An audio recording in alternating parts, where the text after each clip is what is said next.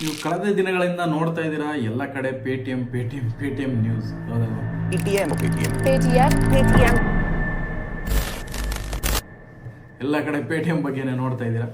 ನಾವು ಕೂಡ ಈ ಪೇಟಿಎಂ ಬಗ್ಗೆ ತಿಳ್ಕೊಬೇಕಂದ್ರೆ ಯಾವುದೇ ಒಂದು ಇವೆಂಟ್ ಆದಾಗ, ಒಂದು ವಿಷಯ ಆದಾಗ ನಾವು ಹಿಂದೆ ಹೋಗಿ ನೋಡಬೇಕಾಗಿದೆ. ಹಿಸ್ಟ್ರಿ ನೋಡಿದಾಗ ನಾವು ಪ್ರೆಸೆಂಟ್ದೊಂದು ಏನು ನಡೀತಾ ಇದೆ ಅಂತ ಗೊತ್ತಾಗುತ್ತೆ. ನಾನು ಒಂದು ಪೇಟಿಎಂ ಒಂದು IPO ಸ್ಕ್ಯಾಮ್ ಅಂತ ಒಂದು ವಿಡಿಯೋ ಮಾಡಿದ್ದೆ ಯೂಟ್ಯೂಬಲ್ಲಿ. ನೋಡಿಲ್ಲ ಅಂದರೆ ಸ್ನೇಹಿತರೆ ಐ ಬಟನ್ ಹಾಕಿರ್ತೀನಿ, ನೋಡ್ಕೊಂಬನ್ನಿ. ಕಂಪ್ಲೀಟ್ ಪೇಟಿಎಂ IPO ಬಗ್ಗೆನೇ ಮಾಡಿದೆ. ಈ ಒಂದು IPO ಓಪನ್ ಮಾಡಬೇಕಾದ್ರೆ ಈ ಕಂಪ್ನಿ ಬಗ್ಗೆ ನಾನು ಹೇಳಿದ್ದೆ ಆಲ್ರೆಡಿ, ಈ ಕಂಪ್ನಿಲಿ ಏನೆಲ್ಲ ಪ್ರಾಬ್ಲಮ್ಸ್ ಇದೆ ಅಂತ. ಸುಮಾರು ಜನ ಪೇಟಿಎಂ ಅನ್ನೋದು ಒಂದು ಬ್ರ್ಯಾಂಡ್ ಇದೆ ಅಂದ್ಕೊಂಡು ತುಂಬ ಜನ IPO ಕೂಡ ಒಂದು ಅಪ್ಲೈ ಮಾಡ್ತಾಯಿದ್ರು. ನನಗೆ ಸಜೆಷನ್ ಕೇಳ್ತಾಯಿದ್ರು ಪೇಟಿಎಂ ಅಪ್ಲೈ ಮಾಡೋದಂತ. ಅವಾಗ ಒಂದು ವಿಡಿಯೋನ ಮಾಡಿದ್ದೆ. ಈ ಪೇಟಿಎಂ IPO ಹೇಗೆ ಸ್ಟಾರ್ಟ್ ಆಯಿತು? ಇದು ಲಾಸ್ ಮೇಕಿಂಗ್ ಕಂಪನಿ. ಇದು ಕರೋನಾದಲ್ಲಿ ಒಂದು ಸುಮಾರು ಈ ಬ್ರ್ಯಾಂಡ್ ಪೇಟಿಎಂ ಅನ್ನೋದು ಇದೆಯಲ್ಲ, ಒಂದು ಬ್ರ್ಯಾಂಡ್ UPI ಒಂದು ಮೊಬೈಲಿಂದ ಮೊಬೈಲ್ ಟ್ರಾನ್ಸ್ಫರ್ ಮಾಡೋ ಒಂದು ಅಮೌಂಟ್ ಟ್ರಾನ್ಸ್ಫರ್ ಮಾಡೋ ವಿಧಾನನೇ ಪೇಟಿಎಂ ಅಂತ ಹೆಸರು ಕೂತ್ಕೊಂಡ್ಬಿಡ್ತು. ಈ ಹೆಸರು ತುಂಬ ಫೆಮಿಲಿಯರ್ ಆಯಿತು. ಹೈ ವ್ಯಾಲ್ಯೂಯೇಷನ್ ತಯಾರಿ ಮಾಡಿದ್ರು, ಹೆಂಗೂ ಪೇಟಿಎಂ ಬ್ರ್ಯಾಂಡ್ ಆಗಿದೆ ಅಂತ ಹೇಳ್ಬಿಟ್ಟು ಇದನ್ನು IPO ಲಿಸ್ಟಿಗೆ ಬಂದರು. ಈ IPO ಲಿಸ್ಟಿಗೆ ಬಂದಾಗ ಏನಾಯಿತು ಅಂತಂದರೆ, ಈ ಒಂದು ಪ್ರೈಸ್, ಈ ಒಂದು ಬೆಲೆ ₹100 ಇರೋದನ್ನು ₹1000 ಮಾಡಬೇಕು. ಏನು ಮಾಡಬೇಕು? ಆವಾಗ ತುಂಬ ಹೈ ವ್ಯಾಲ್ಯೂಯೇಷನ್ನ ಮಾಡಿದ್ರು. ಇದರಲ್ಲಿ ಪ್ರಾಬ್ಲಮ್ ಏನಿತ್ತು ಅಂದರೆ, ಆ ಒಂದು ಕಳೆದ ವಿಡಿಯೋದಲ್ಲೂ ಕೂಡ ಹೇಳಿದ್ದೀನಿ, ಒಂದು ಚೈನೀಸ್ ಇನ್ವೆಸ್ಟ್ಮೆಂಟ್, ಚೈನಾದಿಂದ ಒಂದು ಇನ್ವೆಸ್ಟ್ಮೆಂಟ್ ಇತ್ತು ಈ ಒಂದು ಪೇಟಿಎಮ್ಮಲ್ಲಿ. ಅದಕ್ಕಾಗಿ ಪ್ರಾಬ್ಲಮ್ ಇತ್ತು. ಇದರಲ್ಲಿ ಸುಮಾರು ಜನ ಅಪ್ಲೈ ಮಾಡೋಕ್ಕೆ ಯೋಚನೆ ಮಾಡಿದ್ರು, ದೊಡ್ಡ ಇನ್ವೆಸ್ಟರ್ಸು. ಆಮೇಲೆ ಈ ಒಂದು ಹೊರಗಡೆ ನಮ್ಮ ಕಂಟ್ರಿಯಿಂದ ಬಿಟ್ಟು ಬೇರೆ ಕಂಟ್ರಿಯವರೇ ಈ ಒಂದು ಪೇಟಿಎಮ್ಮಲ್ಲಿ ಇನ್ವೆಸ್ಟ್ಮೆಂಟ್ ತುಂಬ ಇದ್ದರು. ಪ್ಲಸ್ ಒಂದು ನೀವು ಇವಾಗ ಎಲ್ಲರೂ ಮ್ಯೂಚುವಲ್ ಫಂಡನ್ನು ತುಂಬ ಒಂದು ಟ್ರಸ್ಟ್ ಮಾಡಿ ಹಾಕ್ತಾ ಇರ್ತೀರ. ಸುಮಾರು ಮ್ಯೂಚುವಲ್ ಫಂಡ್ ಕೂಡ ಇನ್ವೆಸ್ಟ್ಮೆಂಟ್ ಮಾಡಿದ್ದಾರೆ ಈ ಒಂದು ಪೇಟಿಎಮ್ಮಲ್ಲಿ. ಮ್ಯೂಚುವಲ್ ಫಂಡಲ್ಲಿ ಒಂದು ತುಂಬ ಡಿಫ್ರೆಂಟ್ ಗೇಮ್ ಇದೆ ಅದು. ಓಕೆನಾ, ಒಂದು ಕಂಪ್ನಿ ಒಂದು IPO ಓಪನ್ ಮಾಡಬೇಕಾದ್ರೆ ಇವ್ರು ಇನ್ವೈಟ್ ಮಾಡ್ತಾರೆ. ಕೆಲವೊಂದು ಮ್ಯೂಚುವಲ್ ಫಂಡ್ ಕಂಪ್ನಿ ಜೊತೆ ಅಡ್ಜಸ್ಟ್ಮೆಂಟ್ ಇರುತ್ತೆ, ಫಂಡ್ ಒಂದು ಮ್ಯಾನೇಜರ್ ಜೊತೆ ಅಡ್ಜಸ್ಟ್ಮೆಂಟ್ ಇರುತ್ತೆ. ನನ್ನ ಕಂಪ್ನಿ IPOಲ್ಲಿ ಇನ್ವೆಸ್ಟ್ಮೆಂಟ್ ಮಾಡಿ ಸಮ್ ಪರ್ಸೆಂಟೇಜ್, ಇದು ನನ್ನ ಒಂದು ಅನಲೈಸೇಷನ್ ಅಷ್ಟೇ. ಓಕೆನಾ, ಈ ಥರ ಒಂದು ಖಂಡಿತ ಇದ್ದೇ ಇರುತ್ತೆ. ಇದು ದೊಡ್ಡ ಲೆವೆಲಲ್ಲಿ ನಡೀತೆ. ಅಂದರೆ ಸುಮಾರು ಅಡ್ಜಸ್ಟ್ಮೆಂಟು, ಒಂದು ಅನ್ಆರ್ಟಿಫಿಷಿಯಲ್ ಆಗಿ ಈ ಒಂದು IPOನ ಲಾಂಚ್ ಮಾಡಿದ್ರು. ಓಕೆ, ಲಾಂಚ್ ಏನೋ ಆಯಿತು. ಬಟ್ ಅದು ಪ್ರಾಡಕ್ಟ್, ಇದೊಂದು ಸ್ಟಾರ್ಟಪ್ ಕಂಪ್ನಿಯಲ್ಲಿ ಏನಾಗುತ್ತೆ ಅಂದರೆ, ಸುಮಾರು ಜನ ಇನ್ವೆಸ್ಟರ್ ಬಂದಾಗ ಅಲ್ಲಿರುವಂಥ CEO ಅವರ ಒಂದು ಪ್ರಕಾರ ಒಂದು ಕಂಪ್ನಿನ ರನ್ ಮಾಡೋಕ್ಕಾಗಲ್ಲ. ಆವಾಗ ಒಬ್ಬ ಬೇರೆ ಇನ್ವೆಸ್ಟರ್ ಬಂದಾಗ ಅವ್ರು ಹೇಳಿದ ಮಾತು ಕೇಳಬೇಕಾಗುತ್ತೆ. ಇದರಲ್ಲಿ ಆವಾಗಲೇ ಹೇಳ್ದಂಗೆ ಚೈನೀಸ್ ಇನ್ವೆಸ್ಟರ್ ಕೂಡ ಇದ್ದರು. ಅವರೊಂದು ಪಾಲಿಸಿ, ಅವ್ರು ಏನು ಹೇಳ್ತಾರೆ ಅದನ್ನು ಕೂಡ ಫಾಲೋ ಮಾಡಬೇಕಾಗತ್ತೆ. ಇದರಲ್ಲಿರೋ ಒಂದು MD CEO ಯಾರೇ ಓನರ್ ಆಗಿರ್ಬೋದು, ಅವರ ಮನಸ್ಸಿಗೆ ಬಂದಂತೆ ನಡ್ಸೋಕ್ಕಾಗಲ್ಲ. ಅವರು ಕೂಡ ಒಂದು ಮ್ಯಾನಿಪುಲೇಟ್ ಆಗಿರ್ಬೋದು, ಒಂದು ಚೇಂಜಸ್ಗಳನ್ನ ಮಾಡ್ತಾ ಇರ್ತಾರೆ. ಈ ಒಂದು ಒದ್ದಾಟದಲ್ಲಿ ಸಿಲ್ಕೊಂಡು ಪೇಮೆಂಟ್ ಏನಾಯಿತು, ಇದು ವಸ್ತು ಪೇಮೆಂಟ್ ಒಂದು ಫಿನಾನ್ಷಿಯಲ್ ಸೆಕ್ಟರ್ಗೆ ವಸ್ತು ಒಂದು ಈ ಒಂದು ಕರೆಕ್ಟಾಗಿ ಅವ್ರು ಏನು ಕಂಪ್ಲೇಂಟ್ಸ್ನ ಮೇಂಟೈನ್ ಮಾಡಬೇಕು ಅದನ್ನು ಮೇಂಟೈನ್ ಮಾಡಲಿಲ್ಲ. ಸುಮಾರು ನೀವು ಕೇಳ್ತಾ ಇದ್ರಿ ಪೇಟಿಎಂ ಸ್ಕ್ಯಾಮ್ ಅಂತ, ಏನೋ ಲಿಂಕ್ ಕಳಿಸೋದು, QR ಕೋಡ್ ಕಳಿಸೋದು ಅಂತ ಸುಮಾರು ಸ್ಕ್ಯಾಮ್ಗಳು ಪೇಟಿಎಮ್ಮಲ್ಲಿ ನಡೀತಾ ಇತ್ತು. ಈ ಥರ ಎಲ್ಲ ಆ್ಯಕ್ಟಿವಿಟೀಸ್ ಕೂಡ ನಡೀತಾ ಇತ್ತು. ಅವ್ರು ಯಾಕೆ ಸಾಲ್ಯೂಷನ್ ತಗೊಳ್ಳಿಲ್ಲ, ಅದನ್ನ ಯಾಕೆ ಸಾಲ್ವ್ ಮಾಡಿಲ್ಲ ಅಂತ ಗೊತ್ತಿಲ್ಲ. ನನಗನ್ಸುತ್ತೆ ಈ ಒಂದು ಎಲ್ಲ ರೀಸನ್ಗೆ ಚೈನೀಸ್ ಇನ್ವೆಸ್ಟ್ರೇ ಕಾರಣ ಅನಿಸುತ್ತೆ. ಬೇರೆ ಯಾರೋ ಚೈನೀಸ್ ಇನ್ವೆಸ್ಟರ್ ಅಂತ ಗೊತ್ತಿಲ್ಲ, ಯಾರೋ ಒಬ್ಬ ಇನ್ವೆಸ್ಟ್ರೇ ಕಾರಣ ಅಂತ ಅನಿಸುತ್ತೆ. ಇವರು ಒಂದು ಬ್ಯಾಂಕಿಂಗಲ್ಲಿ ಬಂದ ಮೇಲೆ ಇವರು RBI ರೂಲ್ನ ಒಂದು ಫಾಲೋ ಮಾಡಲೇಬೇಕು. RBI ಬಂದು ತುಂಬ ಸ್ಟ್ರಿಕ್ಟು. ಸುಮಾರು ಯೆಸ್ ಬ್ಯಾಂಕ್ ಆಗಿರ್ಬೋದು, ಪಂಜಾಬ್ನ ಇದು ಆ ಬ್ಯಾಂಕ್ ಆಗಿರ್ಬೋದು, ಇವರೆಲ್ಲ NPA ಮುಚ್ಚಿಟ್ಟಿದ್ರು. ಅವಾಗ ಇದನ್ನು ಓಪನ್ ಮಾಡಿ ಎಕ್ಸ್ಪೋಸ್ ಮಾಡಿದ್ರು. RBI ನೋಡಿ, ಏನೇ ಒಂದು ಬ್ಯಾಂಕಲ್ಲಿ ಯಾವುದೊಂದು ಬ್ಯಾಂಕ್ಸ್ಗಳೆಲ್ಲ ಒಂದು ಏನೇ ಮಿಸ್ಟೇಕ್ ಮಾಡಿದ್ರು ಕೂಡ ಅವರು ಸುಮಾರು ದೊಡ್ಡ ಗಾತ್ರದ ಅಮೌಂಟ್ನ ಫೈನ್ ಹಾಕ್ತಾರೆ. ಓಕೆನಾ, HDFC ಬ್ಯಾಂಕೇ ಬಿಟ್ಟಿಲ್ಲ. ಓಕೆನಾ, ಯಾರನ್ನೂ ನೋಡಲ್ಲ, 100 ಕೋಟಿ 200 ಕೋಟಿ ಅಂತ ಫೈನ್ ಹಾಕ್ತಾನೆ ಇರ್ತಾರೆ ಏನಾದ್ರು ಅವರು ಮಿಸ್ಟೇಕ್ ಮಾಡಿದ್ರೆ. ಓಕೆನಾ, ಒಂದು ಟೈಮಲ್ಲಿತ್ತು RBI ಬಂದ್ಬಿಟ್ಟು HDFC ಬ್ಯಾಂಕಿಗೆ ಕ್ರೆಡಿಟ್ ಕಾರ್ಡ್ ಕೊಡೋಂಗಿಲ್ಲ ಅಂತ ಒಂದು ಕೂಡ ಹೇಳಿದರು. ಕ್ರೆಡಿಟ್ ಕಾರ್ಡ್ ಕೊಡೋಕ್ಕೆ ಬಿಟ್ಟಿರಲಿಲ್ಲ. HDFC ಇವತ್ತು ಅನ್ಕೋಬೋದು HDFCಗೆ ಹಂಗಾಗಿದೆಯಾ ಅಂತ ನೀವು ಇವತ್ತು ಅನ್ಕೋಬೋದು. ಒಂದು ಟೈಮಲ್ಲಿ ಅವರು ಕ್ರೆಡಿಟ್ ಕಾರ್ಡ್ ಒಂದು ಕಸ್ಟಮರ್ಗೆ ಒಂದು ಕ್ರೆಡಿಟ್ ಕಾರ್ಡ್ ಸರ್ವಿಸ್ ಕೊಡೋಕ್ಕೆ ಬಿಟ್ಟಿರಲಿಲ್ಲ RBI. ಯಾಕಂದರೆ ಅವರು ಒಂದು ರೂಲ್ಸ್ ರೆಗ್ಯುಲೇಷನ್ ಯಾರು ಫಾಲೋ ಮಾಡ್ತಾರೆ ಅವ್ರನ್ನ ಮಾತ್ರ ಒಂದು ಬಿಫೋರ್ ನೋಟಿಸ್ ಎಲ್ಲ ಬಂದಿರುತ್ತೆ ಕಂಪ್ಲೀಟಾಗಿ RBI ಕಡೆಯಿಂದ. ಇದೆಲ್ಲ ಒಂದು ಬ್ರೇಕ್ ಮಾಡಿ ಸುಮಾರು ಜನ ಹೇಳ್ತಾ ಇದ್ದಾರೆ, ಎಷ್ಟು ನಿಜ ಗೊತ್ತಿಲ್ಲ. ಒಂದು ಪಾನ್ ಕಾರ್ಡಲ್ಲಿ 1000 ಅಕೌಂಟ್ನ ಓಪನ್ ಮಾಡಿದ್ರು ಪೇಟಿಎಮ್ಮಲ್ಲಿ ಅಂತ ಹೇಳ್ಬಿಟ್ಟು. ಈ ಥರ ನೋಡಿ, ಇದು ತುಂಬ 1-2 ಅಕೌಂಟ್ ಓಪನ್ ಮಾಡೋಕ್ಕಾಗಲ್ಲ ನಾವು ಒಂದು ಪಾನ್ ಕಾರ್ಡಲ್ಲಿ. 1000 ವ್ಯಾಲೆಟ್ಗಳು ಓಪನ್ ಮಾಡಿದರೆ ಇವಾಗ ಒಂದು RBI ಏನು ಮಾಡಿದೆ, ಒಂದು ಹೊಸ ಅಕೌಂಟ್ನ ಓಪನ್ ಮಾಡೋಂಗಿಲ್ಲ ಅಂತ ಹೇಳಿದ್ದಾರೆ.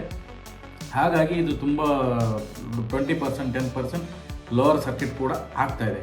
ಇದ್ರ ಮೂಲ ಎಲ್ಲಿತ್ತಂತ ನಿಮ್ಗೆ ಗೊತ್ತಾಗಿರುತ್ತೆ. ಇದ್ರ ಮೂಲ ಎಲ್ಲಿಂದ ಬಂತು, ಸ್ಟಾರ್ಟಿಂಗ್ IPO ಇಂದನೇ ಇದರ ಪ್ರಾಬ್ಲಮ್ ಸ್ಟಾರ್ಟ್ ಆಗಿದೆ. ಓಕೆನಾ, ಸ್ಟಾಕ್ ಬಿದ್ದಿದೆ ಕೆಳಗಡೆ. ಒಂದು ವಿಷಯ ಇದೆಲ್ಲ ಆಯಿತು, ಬಟ್ ಒಂದು ಕಂಪನಿಯ ಬ್ರ್ಯಾಂಡ್ ವ್ಯಾಲ್ಯೂ ಅಂತ ಇರುತ್ತಲ್ಲ ಸ್ನೇಹಿತರೆ, ಅದು ತುಂಬ important. Brand value some time ಏನಾಗುತ್ತೆ ಅಂದರೆ, ನನ್ನ ಒಂದು ಅಬ್ಸರ್ವೇಷನ್ ಎಕ್ಸ್ಪೀರಿಯನ್ಸ್ ಪ್ರಕಾರ ನಾನು ಹೇಳಕ್ಕೆ ಇಷ್ಟಪಡ್ತೀನಿ, ಪ್ರಾಬ್ಲಮ್ ಆಗಿದೆ, ಯಾರೋ ತುಂಬ ಜನ ಲಾಸಲ್ಲಿ ಇದ್ದಾರೆ, ಪೇಟಿಎಮ್ಮಲ್ಲೆಲ್ಲ ಆಗಿದೆ. But end of the day ಏನು ಹೋಪ್ ಏನಪ್ಪ ಅಂದರೆ, ಹೋಪ್ ನೆಕ್ಸ್ಟ್ ಏನು ಸರ್, ಇದೆಲ್ಲ ಆಗಿರೋದು ಎಲ್ಲರೂ ಹೇಳ್ತಾರೆ, ನೆಕ್ಸ್ಟ್ ಏನು ಹೋಪ್ ಏನಪ್ಪ ಅಂತಂದರೆ, ಪೇಟಿಎಮ್ ಅನ್ನೋದೊಂದು ಬ್ರ್ಯಾಂಡ್ ಆಗಿದೆ. ಇವಾಗ ನೀವು ಗೂಗಲ್ ಪೇ, ಫೋನ್ಪೇ ಮಾಡಬೇಕಂದ್ರೂ ಕೆಲವರು ಹೇಳ್ತಾರೆ ನನಗೆ ಪೇಟಿಎಮ್ ಮಾಡಿಬಿಡು ಅಂತ ಹೇಳ್ತಾರೆ. ಪೇಟಿಎಮ್ ಅನ್ನೋ ವರ್ಡ್ನ mobile to mobile, number to number transfer ಮಾಡೋ ಒಂದು ವಿಧಾನ, ಅದು ಆಲ್ರೆಡಿ ಬ್ರ್ಯಾಂಡ್ ಆಗಿದೆ. ಲೈಕ್ ನಮ್ಮ ದಿನನಿತ್ಯದಲ್ಲಿ ನೋಡ್ತೀವಿ ನಾವು, ಕೋಲ್ಗೇಟ್ ಆಗಿರ್ಬೋದು, ಎಲ್ಲಾನು ಕೋಲ್ಗೇಟ್ ಕೊಡಿ ಅಂತ ಕೇಳ್ತಾ ಇದ್ರು, ಆ ಥರ ಬ್ರ್ಯಾಂಡಾಗಿ ಕನ್ವರ್ಟ್ ಆಗಿದೆ. ಫೆವಿಕೋಲ್ ಅಂತೀವಿ, ಫೆವಿಕೋಲ್ ಕಂಪ್ನಿ ಹೆಸರು ಗೊತ್ತಿಲ್ಲ, ನಮ್ಮ ಫೆವಿಕೋಲ್ ಕೂಡ ಅಂತೀವಿ. ಗಮ್ ಅಂದರೆ ಫೆವಿಕೋಲ್, ಈ ಥರ ಟೂತ್ಪೇಸ್ಟ್ ಅಂದರೆ ಕೋಲ್ಗೇಟ್, ಈ ಥರ ಒಂದು ಬ್ರ್ಯಾಂಡ್ಸ್ ಥರ ಪೇಟಿಎಮ್ ಒಂದು ಕ್ರಿಯೇಟ್ ಆಗಿದೆ. ಪೇಟಿಎಮ್ ತುಂಬ ದೊಡ್ಡದಾಗಿ ಒಂದು ಬ್ರ್ಯಾಂಡ್ ಕ್ರಿಯೇಟ್ ಆಗಿದೆ. ಸಮ್ ಟೈಮ್ ಏನಾಗುತ್ತೆ ಅಂದರೆ, ಕಂಪ್ನಿ ಓನರ್ ಓಡಾಗ್ಬೋದು, ಕಂಪ್ನಿ ಓನರ್ ಇಲ್ದಂಗೆ ಆಗಿರ್ಬೋದು, ಬಟ್ ಕಂಪ್ನಿ ಇರುತ್ತೆ. ಅಂದರೆ ಆ ರೀತಿ ಆ ಒಂದು ಬ್ರ್ಯಾಂಡ್ ವ್ಯಾಲ್ಯೂ ಇರುತ್ತೆ. ಇವತ್ತು ನೋಡಿ ನೀವು ಟಾಟಾ ಗ್ರೂಪ್ ತೊಗೊಳ್ಳಿ, ಇನ್ಫೋಸಿಸ್ ತೊಗೊಳ್ಳಿ, ಇವ್ರು ನೆಕ್ಸ್ಟ್ ಇಲ್ಲ ಅಂದರೂ ಕೂಡ ಅದು ರನ್ ಆಗ್ತಾ ಇರುತ್ತೆ. ಅಂದರೆ ಆ ಲೆವೆಲ್ ಆ ಬ್ರ್ಯಾಂಡ್ ಒಂದು ಬಿಲ್ಡ್ ಆಗಿರುತ್ತೆ, ಜನರ ಮೈಂಡಲ್ಲಿ ಕೂತ್ಕೊಂಡಿರುತ್ತೆ. ಈ ಬ್ರ್ಯಾಂಡ್ನ ಕ್ಲೋಸ್ ಮಾಡೋದು ಕಷ್ಟ ಇದೆ. ಆ ಓನ್ ನಾಳೆ CEO ಚೇಂಜ್ ಆಗ್ಬೋದು, ಕಂಪ್ನಿ ಬೇರೆ ಯಾರೋ ಖರೀದಿನೂ ಕೂಡ ಮಾಡ್ಬೋದು, ಈ ಥರ ಚಾನ್ಸಸ್ ಇರುತ್ತೆ. ಆಲ್ರೆಡಿ ನ್ಯೂಸ್ ನನಗೆ ಮುಂಚೆನೇ ಗೊತ್ತಾಯಿತು, ಬಟ್ ಇವಾಗ ವಿಡಿಯೋ ಮಾಡೋಕ್ಕೆ ಲೇಟ್ ಆಯಿತು. ಜಿಯೋ ಫೈನಾನ್ಸ್ ಅವರು ಇದ್ರ ಮೇಲೆ ಒಂದು ಕಣ್ಣಿದೆ ಅಂತ ಒಂದು ನ್ಯೂಸ್ ಅಷ್ಟೇ, ಇನ್ನೂ ಅಫಿಷಿಯಲಾಗಿ ಕನ್ಫರ್ಮ್ ಆಗಿಲ್ಲ. ಆ ಥರ ಒಂದು ಬ್ರ್ಯಾಂಡ್ ಅಂತ ಕ್ರಿಯೇಟ್ ಆದಮೇಲೆ ಪ್ರಾಡಕ್ಟಲ್ಲಿ ಎಷ್ಟು ದಮ್ ಇರುತ್ತೆ ಅಂದರೆ, ಆ ಕಂಪನಿ ಓನರ್ ಇಲ್ಲ ಅಂದರೂ ಕೂಡ ಆ ಪ್ರಾಡಕ್ಟಲ್ಲಿ ಅಷ್ಟೊಂದು ಕೆಪಾಸಿಟಿ ಇದೆ, ಅದು ಕಂಟಿನ್ಯೂ ಆಗುತ್ತೆ. ಇನ್ನು ಲಾಸ್ಟ್ ಹೋಪ್ ಏನಪ್ಪ ಪೇಟಿಎಮ್ಮಲ್ಲಿ ಅಂತಂದರೆ, ಜಿಯೋ ಫೈನಾನ್ಸ್ ಅವರು ಒಂದು ಪೇಟಿಎಮ್ನ ತೊಗೊಳ್ಳೋ ಚಾನ್ಸಸ್ ಇರುತ್ತೆ. ಮೋಟಾ ಬಾಯಿ ಹೌದಲ್ವ, ನಮ್ಮ ಅವರು ಮುಖೇಶ್ ಅಂಬಾನಿ ಅವರು ಕಾಯ್ತಾ ಇರ್ತಾರೆ ಈ ಥರ ಕಂಪ್ನೀಸ್ ಯಾವ್ದಾದ್ರು ಹಾಳಾಗ್ತಾ ಇದ್ದಾರೆ ಕಂಪ್ನಿ ಅಂದರೆ, ಒಳ್ಳೆ ಬ್ರ್ಯಾಂಡ್ ಇದ್ದರೆ ತಗೊಳ್ಳೋಕ್ಕೆ ಅವರು ವೇಟ್ ಮಾಡ್ತಾ ಇರ್ತಾರೆ. ನೀವು ಇದೇ ಅಲ್ಲ, ಇಷ್ಟರಲ್ಲಿ ನೋಡ್ಕೊಂಡು ಹೋಗಿ ನೀವು, ಅಲೋಕ್ ಇಂಡಸ್ಟ್ರಿ ಅಂತ ಗಾರ್ಮೆಂಟ್ ಕಂಪ್ನಿ ಇತ್ತು, ಅದು ತೊಗೊಂಡ್ರು. ಬಿಗ್ ಬಜಾರ್, ಫ್ಯೂಚರ್ ಗ್ರೂಪು, ಅವರು ತುಂಬ ಲಾಸಲ್ಲಿದ್ದರು, ಹೋಗ್ಬಿಟ್ಟು ಒಳ್ಳೆ ಟೈಮ್, ಒಳ್ಳೆ ಪ್ರೈಸ್ ಸಿಗುತ್ತೆ, ಅದನ್ನು ತೊಗೊಂಡ್ರು.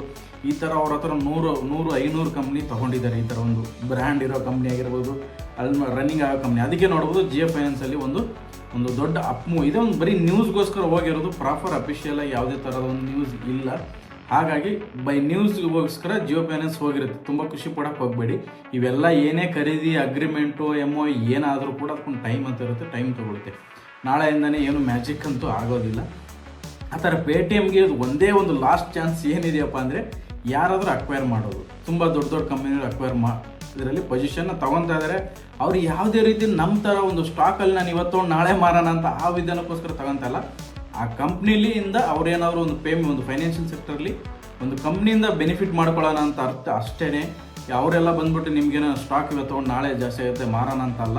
ಈ ಜಿಯೋ ಫೈನಾನ್ಸ್ ನಾಳೆ ಪೇಟಿಎಮ್ನ ತೊಗೊಂಡ್ರು ಕೂಡ ಅವ್ರದ್ದು ಜಿಯೋ ಫೈನಾನ್ಸ್ ಆಲ್ರೆಡಿ ಇದೆ. ಆ ಪ್ಲಾಟ್ಫಾರ್ಮ್ ಇದನ್ನು ಮರ್ಜ್ ಮಾಡಿ ಅದನ್ನು ಕಂಪ್ನಿನ ಯೂಸ್ ಮಾಡ್ಕೊಳ್ಳೋಕ್ಕೋಸ್ಕರ, ಈ ಬ್ರ್ಯಾಂಡ್ನ ಯೂಸ್ ಮಾಡೋಕ್ಕೋಸ್ಕರ ಅವರು ಖರೀದಿ ಮಾಡ್ಬೋದು, ಅಕ್ವೈರ್ ಕೂಡ ಮಾಡೋ ಚಾನ್ಸಸ್ ಇದೆ.